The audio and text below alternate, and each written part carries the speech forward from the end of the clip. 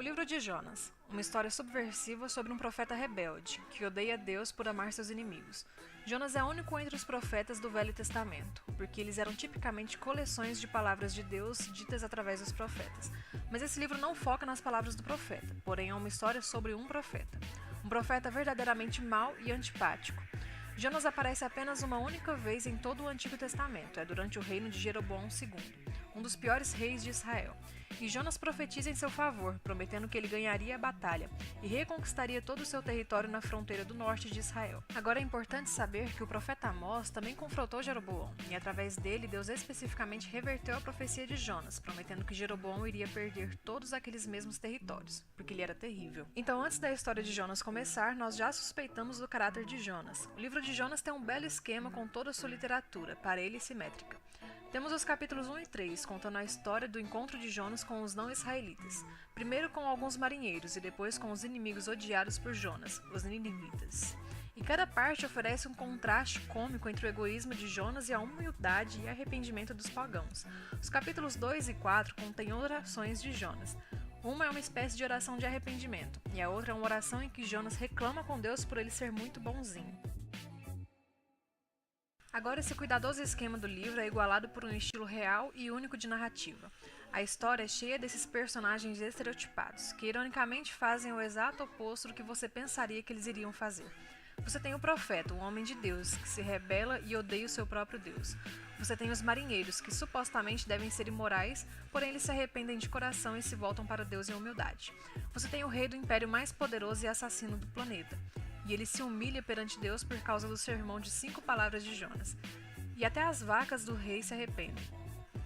Esse tipo de história se encaixa no que hoje se conhece como sátira. São histórias sobre figuras bem conhecidas que são colocadas em circunstâncias extremas e usam humor e ironia para criticar a estupidez e as falhas de caráter.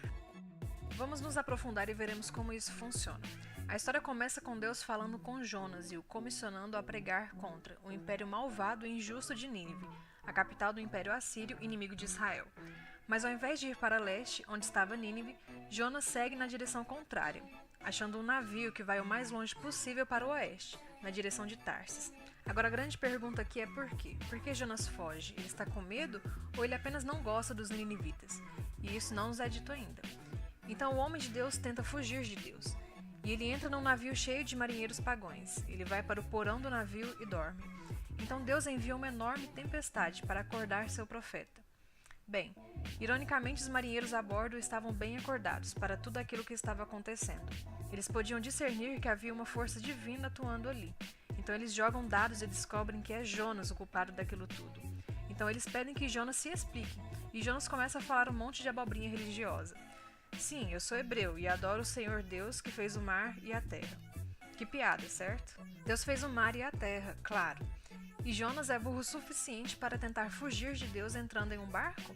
E quando os marinheiros perguntam a Jonas o que eles deviam fazer, ele diz: me matem jogando-me ao mar. O que parece nobre no primeiro olhar, até você perceber que esse pode ser um ato mais egoísta ainda. Que melhor maneira de evitar ir a Nínive? Então ele coloca o seu sangue na mão desses marinheiros inocentes, ao tentar forçá-los a matá-lo. Eles ficam relutantes, claro, e eles se arrependem a Deus mesmo quando jogam ao mar. A tempestade acalma e eles acabam temendo ao Deus de Israel. Ao contrário de Jonas, eles realmente adoram a Deus. Mas Deus frustra os planos de Jonas ao escapar de Nínive. Enquanto Jonas afunda, Deus provê essa estranha tumba aquática para ele, o estômago de um grande peixe. Agora, em circunstâncias normais, isso seria morte certa, mas nessa história tudo está invertido. E então, o submarino da morte de Jonas se torna uma sua passagem de volta, à vida. Apertado no estômago desse peixe, Jonas profere uma oração, onde ele tecnicamente nunca pede desculpas, mas agradece a Deus por não ter o abandonado. E ele promete que irá obedecer a Deus a partir daquele momento, não importa o que aconteça. E a resposta de Deus é um pouco cômica. A baleia vomita Jonas de volta à terra firme. Então, mais uma vez, Deus comissiona Jonas a ir e pregar em Nínive, e Jonas obedece. Somos ditos que Nínive era essa cidade gigantesca, levaria dias para percorrê-la. Então Jonas chega e sua mensagem foi essa: mais 40 dias e Nínive será derrubada. São 5 palavras em hebraico. Agora, o sermão dele é muito curto e também muito estranho. Quer dizer, olha o que está faltando. Não há nenhuma menção sobre o que os ninivitas fizeram de errado, ou o que eles deveriam fazer para responder. Não há nenhuma menção sobre quem iria derrubá-los. E o mais notável disso, não há nenhuma menção a Deus. O que está acontecendo aqui? Será que Jonas propositalmente deu apenas um mínimo de informações? É como se ele estivesse tentando sabotar sua própria mensagem, ou garantir a destruição dos ninivitas. Não há nenhum esforço da parte de Jonas aqui. Quaisquer que sejam seus motivos, seu plano não funcionou. Porque não demorou muito após ele ter proferido esse sermão de 5 palavras que o rei de Nínive, a cidade inteira, incluindo todas as vacas, se arrependeram em tristeza e luto. Então, pela segunda vez, esses pagãos malvados mostraram ser mais responsivos que o próprio profeta de Deus. Então Deus perdoa os ninivitas, e ele não traz destruição sobre a cidade. Agora aqui está a parte brilhante dessa história. As últimas palavras do curto sermão de Jonas significam apenas colocar ao contrário, e pode se referir a uma cidade sendo derrubada ou destruída, como Sodoma e Gomorra, mas também pode ser utilizada como algo sendo transformado, ou seja, colocando ao contrário e mudando para o oposto. E comicamente as palavras de Jonas se tornam verdade, mas não da forma que ele gostaria. Nínive é colocado ao contrário, quando os inimigos de Jonas se arrependem e encontram a misericórdia de Deus. O capítulo final junta todos os pedaços. Jonas está extremamente enraivecido.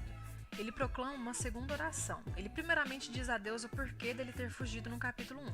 Não era porque ele estava com medo, mas sim porque ele sabia que Deus era extremamente misericordioso. E isso é ótimo. Jonas inclusive cita a própria descrição de Deus que faz dele mesmo no livro do Êxodo. Ele diz isso a Deus como se fosse um insulto. Ele diz que ele sabia que Deus tem compaixão e que ele iria encontrar alguma maneira de perdoar esses horríveis ninivitas. Você pode até ouvir o desgosto na voz de Jonas. Jonas então corta a conversa e ora para que Deus o mate naquele instante, pois ele prefere morrer do que viver com o Deus que perdoa seus inimigos. Felizmente para Jonas, Deus não concorda e simplesmente pergunta se a raiva de Jonas era justificada. Jonas ignora a pergunta e vai para fora da cidade, num campo próximo, esperando para ver o que aconteceria em seguida. Você sabe, os ninivitas poderiam se arrepender de ter se arrependido e serem dizimados depois de tudo isso. O que acontece em seguida é muito estranho. Deus provê uma planta para proteger Jonas do sol, e isso o deixa bem feliz. Mas então Deus envia um pequeno verme para comer a planta, e então Jonas perde sua sombra. E ali, no calor do sol, Jonas pede novamente para Deus o matar. E Deus novamente pergunta a Jonas se a sua raiva era justificada, e Jonas responde: com certeza, apenas me deixe morrer. E essas são as últimas palavras de Jonas nessa história. As últimas palavras são de Deus, e são elas quem conclui o livro. Ele diz que todo esse incidente com a planta era uma tentativa de alcançar Jonas. Jonas ficou todo preocupado e emotivo com essa planta que ele só aproveitou por um dia.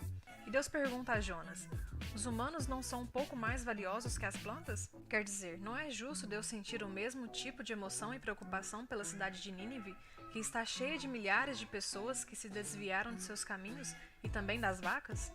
E é assim que o livro termina, com Deus pedindo a Jonas permissão para mostrar misericórdia aos seus inimigos. E qual é a resposta de Jonas? A história não diz, porque o ponto não é esse. O ponto é que o livro está tentando te provocar. E a pergunta de Deus, na verdade, ela é direcionada a você, leitor.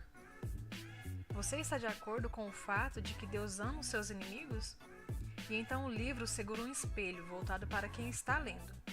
Em Jonas, nós vemos as piores partes do nosso caráter, magnificados, o que deveria gerar humildade e gratidão que Deus amaria seus inimigos e toleraria o Jonas que vive em cada um de nós. Então, essa estranha história se torna uma mensagem de boas novas sobre o quão grande é a misericórdia de Deus que deve nos desafiar profundamente. E esse é o livro de Jonas.